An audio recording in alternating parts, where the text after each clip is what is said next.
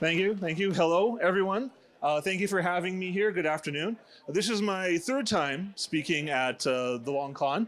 Previously, I talked about passwords and NTLM relaying. So now I'm going to talk about my other weird obsession, which is evading antivirus.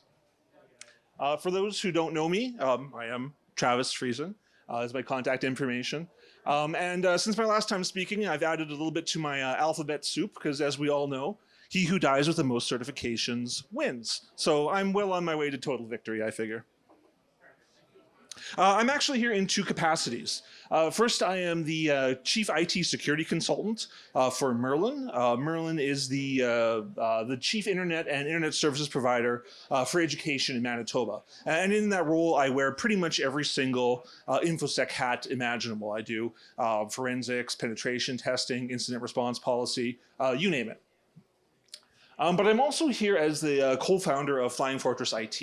It's a small firm I founded with Mike Kimbo. Where's Mike? He's back. He's that guy back there. And together we try to offer cloud and InfoSec expertise to small and medium-sized businesses.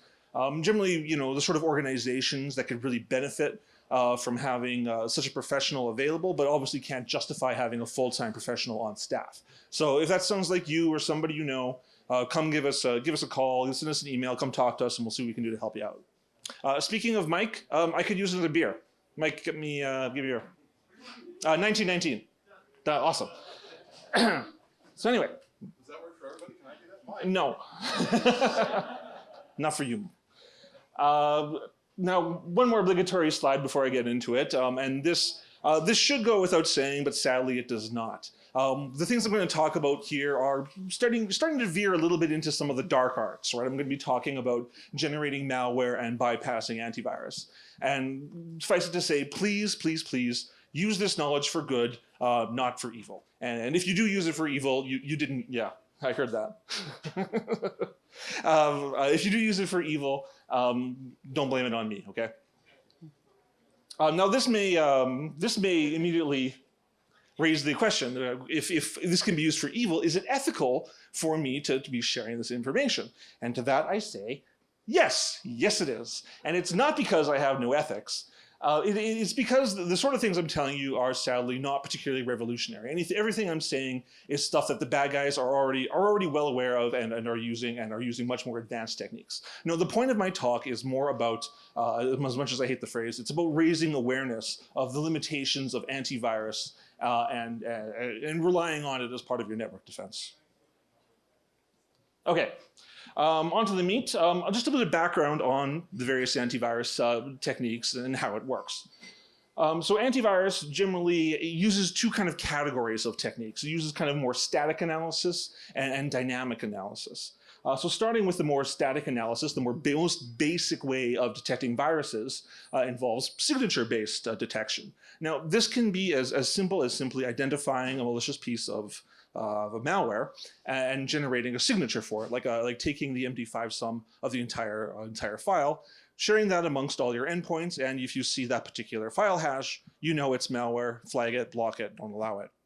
Now, obviously, that's very easy to bypass. Just tack some null bytes on the end or change a byte in the file, and you have a brand new hash.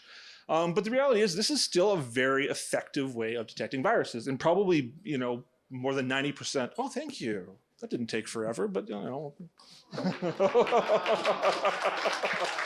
What service? What service? Anyway, so in the most basic is, just hashing an entire file. But you can also generate signatures and thumbprints for individual parts of the file, the various sections or strings, or even individual functions and code blocks in the file can be fingerprinted, and signatures can be generated for that. Starting to get a little bit more dynamic, we start looking at various heuristics. So in this case, what we're doing is we're analyzing a file and determining how much weird shit is in it. And if there's enough weird shit is in it to pass a certain threshold, we flag the file and say, hey, this is probably malicious. Now, it can be things like if you see a lot of NOPs in a file, a lot of weird strings, uncommon library calls, or even if it looks like the binary was generated by an uncommon or rare compiler, as opposed to something like other than Visual Studio, for example. That can mean that the file is itself somewhat suspicious. Now, obviously, tuning these scores can be very challenging. Put that threshold too high, and you start missing malware. Put it too low, and you start generating a lot of false positives, which are almost as bad as letting bad stuff through in the first place, right? Next, into the more dynamic sort of thing, you can start doing behavioral analysis on the malware. This is basically asking, what does the program do when it's being run? What kind of weird stuff is going on? So if you see suspicious activity, like a lot of weird DNS queries or other network traffic, certain library calls, if it starts reading and writing to files in sensitive locations like C:\Windows, I mean, that's weird. Flag that stuff. It's something weird is happening, or even things like if it starts modifying its own executable code, the own instructions, that's weird. Or if it's monitoring keystrokes, it's pretty much guaranteed that if your program is monitoring your keystrokes, it's probably malware and should be stopped. Now, one of the downsides, of course, to behavioral analysis is that it requires that the malware be run before you can do any of this analysis, right? So at that point, your computer is already infected, and it's kind of too little, too late in some regards. And that's where the next kind of technique, sandboxing, comes in. And this is kind of doing the behavioral analysis in kind of a controlled environment before the binary is actually run on the host. And this can be done sometimes locally on the host, or the big hotness right now is, of course, running it in the cloud. Okay, so enough about that. On to some of the tools for generating malware and bypassing antivirus. So basically, I'm just going to talk about some of the popular tools, demonstrate how to use them, how to actually generate this malware, and then I'm going to take the samples that I generate and upload them to VirusTotal to see how they do at bypassing antivirus. Now, VirusTotal, I have a big asterisk here. VirusTotal, not particularly a real-world application, so just because I'm getting past something on VirusTotal or not getting past something on VirusTotal doesn't necessarily mean that's what's going to happen in the real world. But it is convenient, and I don't have a lot of time or energy to do all that shit, so I'm just going to use VirusTotal. And one more caveat: if you are trying to create your own malware and bypass antivirus because you're on a red team engagement or whatever, don't do that. Don't upload it to VirusTotal. VirusTotal is notorious for sharing signatures amongst the different vendors. And what's bypassing antivirus today, upload it to VirusTotal. Well, tomorrow now it's being caught, so don't do that. Anyway, onto the tools. So I'm going to start with MSF Venom. MSF Venom is the payload and malware generator that comes packaged with the Metasploit framework. Now, Matthew in the last presentation talked a bit about Metasploit and some of its limitations. It's not as sophisticated as some of the commercial suites out there, but it has the advantage of being open source and therefore free. And I am a cheap ass, so I like it. Anyway, here's the basic usage. It is a command line tool. So you run MSF Venom, and then I specify list payloads, right? And this gives me a list of all of the payloads that MSF Venom can generate. There's something like, I think there's 350 different payloads. Some of them more interesting than others, but I'm not going to go through each and every one of them. So once you, MSF Venom also supports a number of output formats. These are the actual binaries that it generates when you use the tool, and you can see them by specifying your list formats here. So you can see various binaries. You can do DLLs, ELFs, EXEs, of course, and other binary formats. It also has something called transform formats.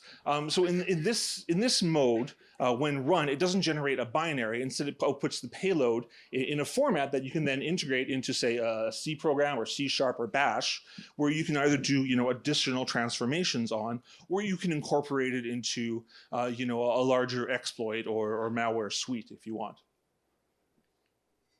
Okay, so once you've selected a payload, and here I've selected just literally the most basic payload you can possibly imagine, a TCP shell for Windows, right? It connects back to the attacking computer.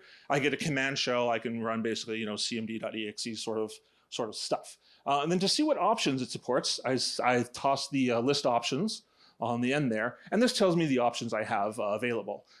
Exit func, you don't need to usually worry about that too much, but I have to specify the local host, the IP address that I'm connecting back to, as well as the port that I want to use. So here I've actually, this one's a little bit small, I apologize. Here I've actually run the command. So msfvenom-p, there's my payload. The host, I'm just going to use 1.1.1 for example purposes that I'm connecting back to. Port 9999 for the port to use. And then I specified -f, the format, is an exe file. And then noteworthy here is that MSFvenom creates its output to the standard out. So if you actually want to capture the file and not screw up your terminal, I need to pass it into an actual file at the end there. I've just called it payload.exe. So how did we do? Well, not so great. This very, very basic payload was caught by 53 out of 68 different AV suites that VirusTotal uses. So from the red teamer's perspective, that's not very good. We're not getting past very many. But at the same time, when you think of this from a blue teamer's perspective, we are using literally the most basic payload that MSFvenom can generate, and yet 15 antivirus suites didn't actually detect it. Yeah, so let's see, were there any notable ones in there? A few. I don't know if anybody uses Malwarebytes or may have heard of it, but it did not detect our payload.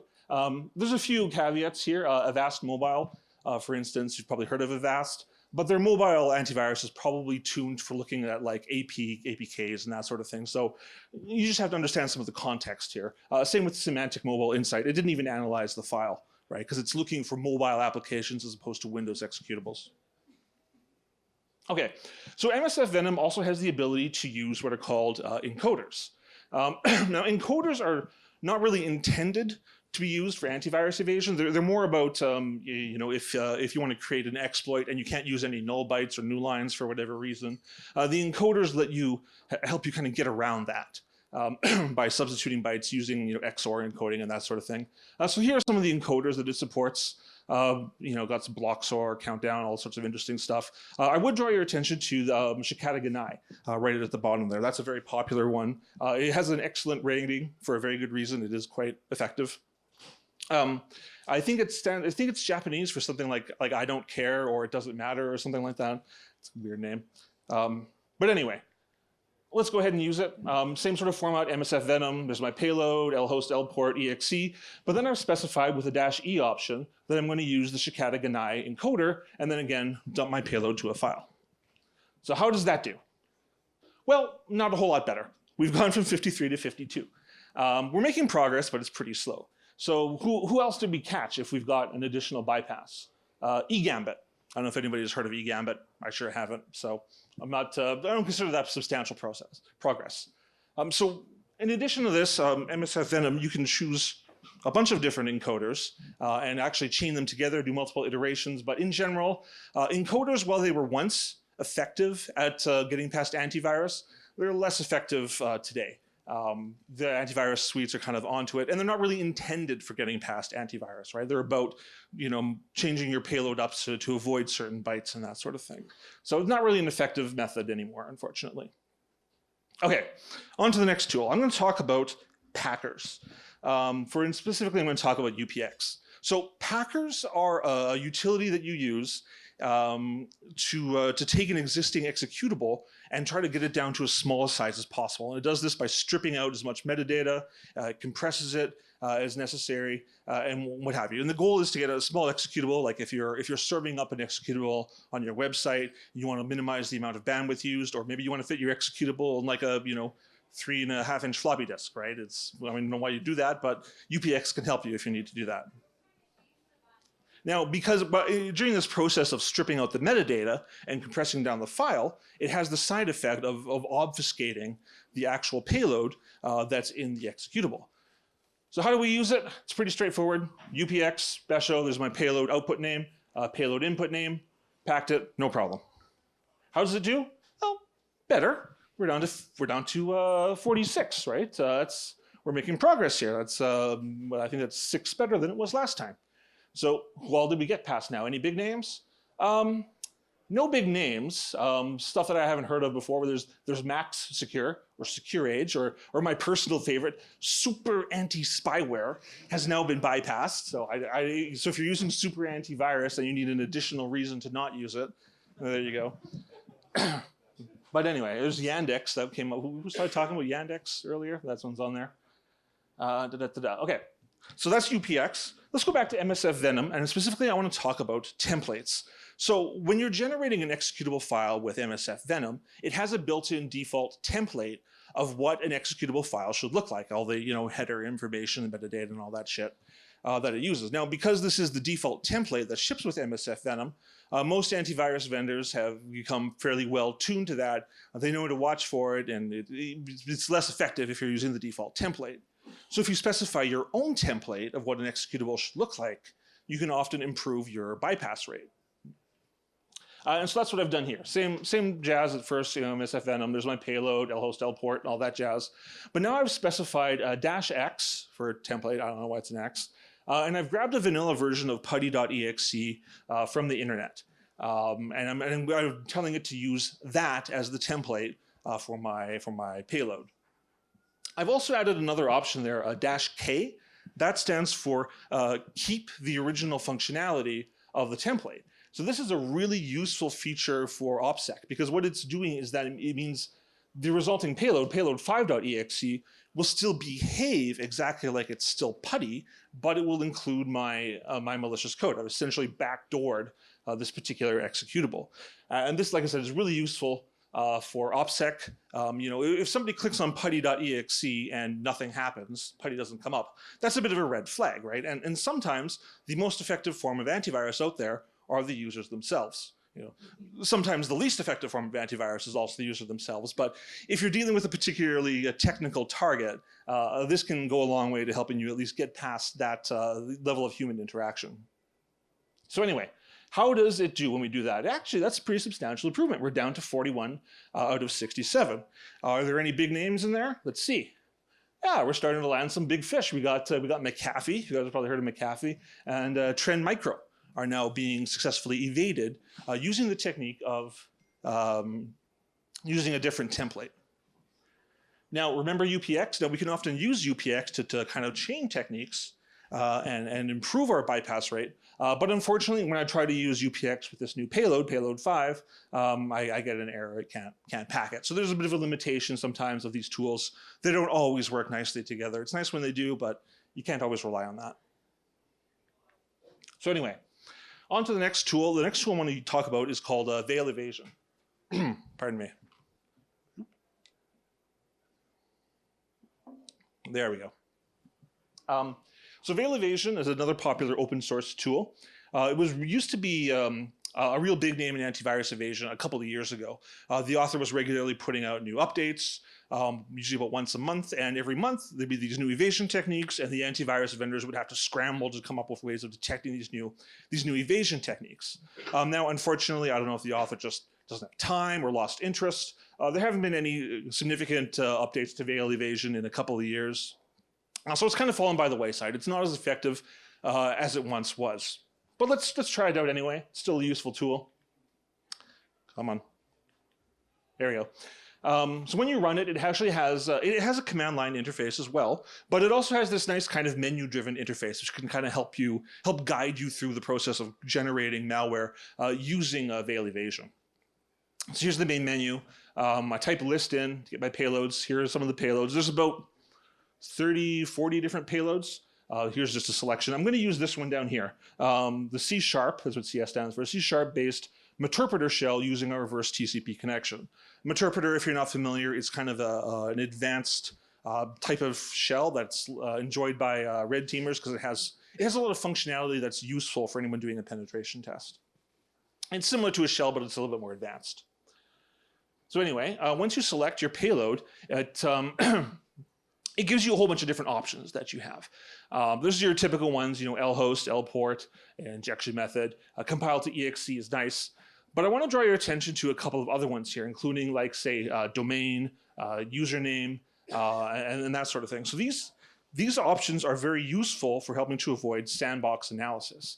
Because when you specify these options, it will cause the payload to only execute when it sees that the domain being used by the host matches what you've specified in the malware. So if you specify like my domain or my user, the payload only executes if it sees that the user is my user on my domain. So that's what I've done here. I selected Set a bunch of basic options, my domain, my user. I threw in a sleep, so it waits 5 seconds before executing the payload. That's another way of getting past sandboxing sometimes. And use the ARIA encryptor. That's just another thing to kind of help bypass. So I generate the payload. I call it payload 7. How does it do? Pretty good, actually. We're down to 25 out of 69 antivirus suites detecting our malware. We're past the halfway point here. We're better than 50% bypassed.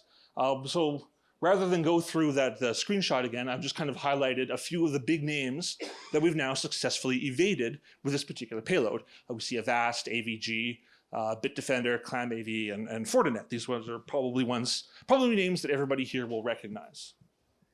Notable ones that we have yet to evade from that list include Kaspersky, Zone Alarm, Nod32, and everyone's favorite, Windows Defender. We still have not bypassed these particular suites.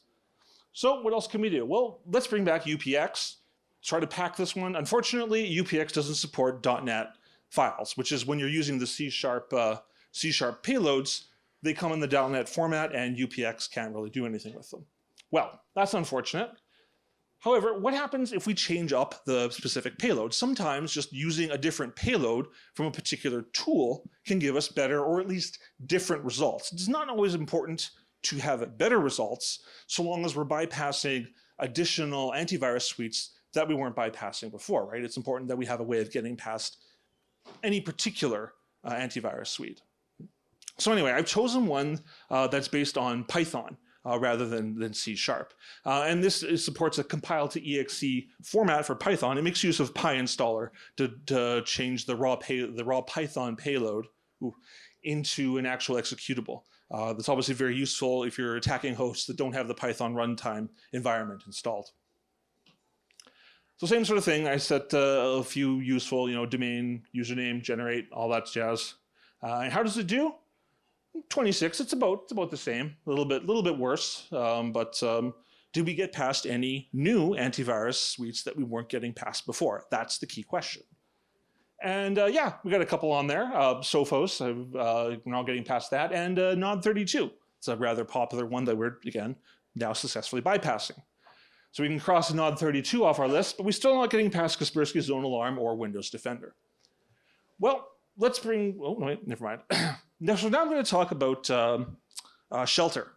Shelter is another popular tool. It's not open source, but it does have a free version as well as a paid version. The paid version has additional features like using DLLs and that sort of thing, but the free version is also pretty effective. It is limited to 32-bit binaries, but that's okay. We can still make use of it. So Shelter is a dynamic shellcode injection tool. And the idea is it injects shellcodes into existing 32-bit Windows executable. It's kind of similar in principle to when I specified putty.exe as a template for MSF Venom. It's kind of the same idea, but it's doing it in a different fashion with some very important differences. So Shelter makes use of the existing binaries structure. It doesn't, add additional code segments. It doesn't, allocate additional executable memory or anything like that. It says what it typically does is it scans through the binary and tries to find what are called code caves, places in between functions and code blocks where there's like kind of dead space, and puts the shellcode in there. So it leverages the existing executable code segment without having to make additional function calls. And those things are often apt to trigger AV. If you're allocating additional executable memory or changing execute permissions, we'll often throw up a red flag. So it gets around that. Okay, so Shelter, again, you can run it from the command line as a command line interface, but like Veil Evasion, it has a lovely little menu-driven interface, which will help walk you through the process of creating your own malware. But I'm going to run it straight from the command line with the options, just because you don't need to see all that other jazz. I specified a basic reverse TCP shell, lhost, and port. I've specified the -- stealth functionality, and that's similar to the -K option for MSF Venom, where I'm telling Shelter to keep the original functionality of the original binary, for OPSEC purposes. And I'm going to use putty.exe again. So it runs through 33 out of 69.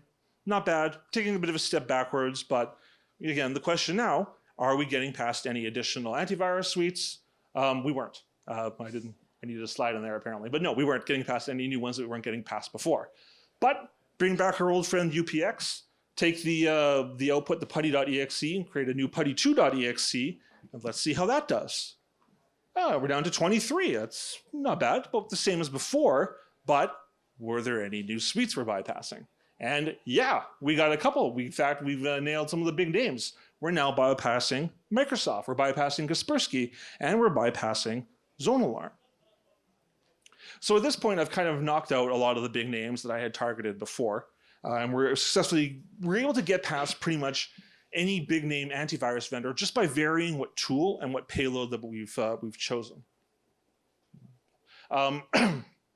So one other thing you can do differently, I was using putty.exe for my seed information as my original binary. But suffice it to say, I'm not the first jackass who's used putty.exe and thrown a payload in there and uploaded it to VirusTotal.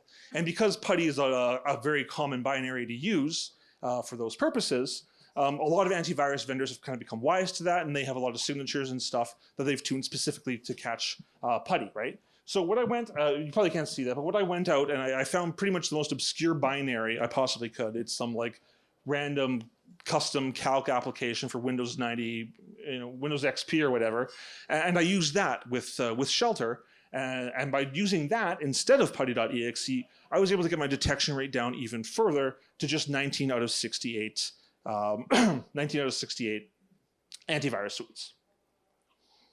Okay, back to MSF Venom. In version 5, MSF Venom released included the ability to encrypt your payload. And you can use AES, RC4, XOR, or base64 encryption to basically obfuscate your payload. Now, the idea is pretty simple. Encrypt your payload, and then write a routine that decrypts your payload and then sufficiently runs your payload. And this is good against some static analysis, but obviously this is going to help you very much against any sort of behavioral analysis because you haven't changed the behavior of the program very much. Unfortunately, while MSF Venom will encrypt the payload for you, you have to write your own decryption routines. I'll kind of show you what that looks like real quick. Basic format's the same. MSF Venom, there's my payload, lhost, lport.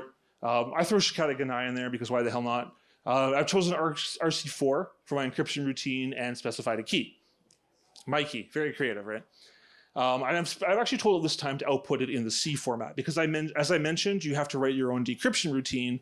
So I need to actually take this code, put it in my own program to decrypt it before I can actually run it. So that looks kind of like this. That's the payload at the top there. There's my key, main void. Allocate the memory and decrypt it, and then do some function pointer magic to actually call the code directly. So how does it do? On its own, not great. 36 out of 69. It's not terrible, but it could be better. Now, again, this is kind of a simple application of using encryption. You can combine it with some of the other methods I've talked about, and you can probably get a better result than this. So anyway, this is just a small sample of the tools that are available. I've not touched on. There's tons out there. Sharpshooter, Puppy, and Encrypt. All sorts of different tools. I'm sure Cobalt Strike has something. I'm sure Matthew or Tim could tell you about some tools that they know about that I'm not even aware of for obfuscating payloads, helping them to bypass antivirus. Yeah, it feels like every 5 or 6 months somebody comes out with some new hotness, new tool for bypassing antivirus, and then another couple of months go by and the antivirus vendors catch up, and the cat and mouse cycle continues and continues. Just briefly, I'm going to talk about some of the advanced techniques. I'm not going to demonstrate them because sometimes they're just a pain in the ass to do, but they're there. And one of them is just using really, really big files. Now, this used to be much more effective, 10 years ago or so, whereas a lot of antivirus, if it saw like a 500 megabyte file or something like that, it just wouldn't touch it, right? And that sounds ridiculous, but it kind of makes sense when you stop and think about it, right? Because if it had to scan the file from start to end, a whole gigabyte file, that's going to take forever. And if there's one thing users love complaining about, it's how their antivirus is slowing down their desktop, right? So they can't have that. But even nowadays, even though it's more sophisticated, there's a lot of and antivirus might not scan it from tip to tail, but it might disable some of the more time-intensive scanning techniques. Even VirusTotal tops out at 550 megabytes. You can't upload a file larger than that to VirusTotal. And when I uploaded one 470 megabytes, 12 of the antivirus vendors just said, yeah, we can't process this. This is too big. And it actually generated a false positive that way on a binary that I knew was clean. So that was a little weird. But anyway, like I said, this used to be much more effective in the olden days. Nowadays, less so. The other technique you can use is called separation. And the idea is that your payload exists in one file, like say a DLL, and then that code is then called from another file, from say like an executable file that loads that DLL that you package it together. Traditionally, antivirus pays less attention to DLLs. Again, not as much the case as it used to be. They're getting wise to this trick as well. And it's also more challenging for a red teamer or a malware author to deliver, because now you don't need to just get one file to the user, you have to somehow get two. Code signing, abusing code signing. Many antivirus suites aren't as rigorous with signed binaries. If they see that the binary is appropriately signed, you know, they kind of weight their heuristic scores a little bit differently, and you can sometimes exploit that to sneak your payloads past antivirus. It doesn't even necessarily need to be a valid certificate or signature on the file. Just the fact that it has it can sometimes cause antivirus to kind of slacken their response a little bit. And it is easy enough to, of course, obtain your own code signing certificate and just get it signed. Beware, though, if you're not using a valid cert or signature, the user, of course, will get a warning on Windows. And that comes back to what I was saying about users being sometimes the most effective and also the least effective form of antivirus out there. Okay, so the takeaways that I have for you from this talk, a couple. Number one, just about any antivirus suite can be bypassed given enough effort and time. Now, the techniques I've demonstrated here are not super sophisticated. The bad guys, the guys who are trying to get into your network, they know all sorts of advanced techniques that I haven't even talked about here. The point just being, you know, don't rely on antivirus as the sole line of defense in your network. It's not, you know, it has some value, but if that's all you got going for you, you're going to be in serious trouble the moment anybody takes any notice of your network and wants to put any time or effort into getting in. Takeaway number two, for the red teams, recon and research are keys to success. Knowing what antivirus suite your target is using is extremely important, because then you can target the resulting binary against that antivirus suite for helping you get past it, right? You're not wasting time trying to get past all antivirus suites, which can, you know, time is money, and that's what you're billing your clients, and they don't want that. So it helps you focus your efforts a lot and not waste time and resources. The third takeaway is to not use antivirus. Even though I just spent the last half hour talking about how any antivirus suite can be bypassed with enough time and effort, it's still very valuable. It's still something that you should have on your network. And now there is an argument, especially recently, that having an antivirus running on your system actually increases your attack space, right? Antivirus has to run in an elevated position in order to do what it does. And I don't remember what the suite it was. Maybe it was Malwarebytes. I don't remember. Had a critical vulnerability which allowed an attacker to leverage the antivirus suite to gain system level privileges. It was semantic? Okay, I'll take your word for it. But yeah, but even with that in mind, it's still better than nothing. And the reality is, antivirus is great at catching that, you know, 90%, 95%, or higher of the generic, you know, malware that we see every day, right? Like all that the shit that gets mailed out to a billion different email addresses. Antivirus is great for that, right? And catching that stuff is important too. So don't not use antivirus. Last takeaway I have is websites like AV Comparatives. Yeah, they're a total joke. I don't know if you're familiar with them, but it's like it's a website, and there are others like it. I see you there, Jay. Looking very good today, by the way. Yeah, yeah, that should be worth a couple of extra minutes, I figure, right? Okay, all right. AV Comparatives is a joke. It's a website for comparing different AV suites and trying to evaluate how they do, which one's better at detecting malware and all that shit. And they're just a total joke. Like, for instance, according to AV Comparatives, Avast has a 99.3% online detection rate in their September 2019 test.